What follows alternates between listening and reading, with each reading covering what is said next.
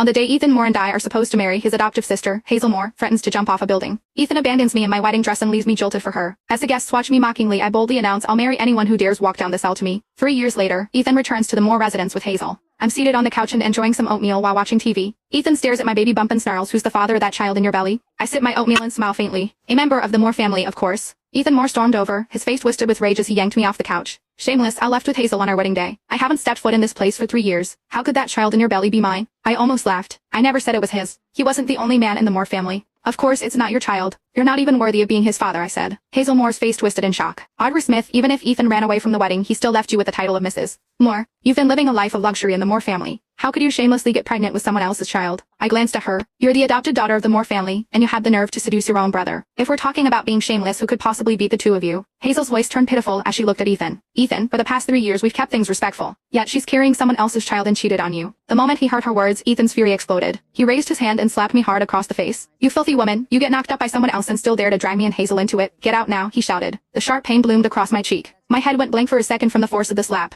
Ethan ran off with Hazel 3 years ago, leaving me alone to face all the whispers and laughter at our wedding. Driven by rage, I called for a groom on the spot. It was his uncle, Jeremiah Moore, who stepped up to marry me that same day. In the Everton City, Jeremiah was known as the Frost King. Everyone has treated me with the utmost respect ever since I married him. After I got pregnant, he spoiled me even more. He wouldn't let a strand of my hair be harmed. Blood would have been spilled if he had known what Ethan had just done. To avoid a full blown family tragedy and for the sake of the child in my belly, I said coldly, "If you both leave now, I'll pretend this never happened." However, they didn't appreciate the offer. Hazel lunged forward and yanked my hair. "Ethan, this woman is scared. She wants us to leave now so she can use that child to take everything from the Moores." Ethan snapped, "So that's what this is about? Well, I'm not letting it happen." I twisted away from Hazel's grip and said coldly, "David disowned you the day you two ran off. You had nothing to do with this family from that moment on." Hazel let out a scoff. "That was just Grandpa venting. Ethan's the only grandson of the Moore family. Do you really think he's going to stay disowned forever?" Ethan's expression turned smug. "Grandpa already said everything belongs to me." I placed a hand over my belly, my voice icy. "Not anymore. This child is also a member of the Moore family." I thought I made myself perfectly clear. However, Ethan's eyes flared with rage as he stared at me. "So you're planning to pass that illegitimate child off as a Moore? I'll teach you a lesson now." His slap landed even harder this time. I clutched my belly as I collapsed to the floor. Upon seeing the twisted hatred on their faces, panic surged inside me. I couldn't let them hurt the baby. I said desperately, "He is not an illegitimate child. He is." Before I could say another word, Ethan bent down and grabbed the shattered porcelain bowl of oatmeal off the floor. He shoved the shards and oatmeal straight into my mouth. "Hazel and I have struggled to survive for the past 3 years. Yet you've been leeching off the Moore family, living in comfort with that child in your belly. Well, let me make sure you get your fill today," he barked. I instantly choked, unable to speak. The sharp pieces of porcelain cut into the inside of my mouth, and blood gushed across my tongue. I raised a hand to resist, but Hazel stomped her stiletto heel down hard on my hand. Pain shot up my arm and my hand trembled uncontrollably. I couldn't even cry out. Ethan spat in my face after stuffing every bit of that oatmeal into my mouth. He then clapped his hands and stood up.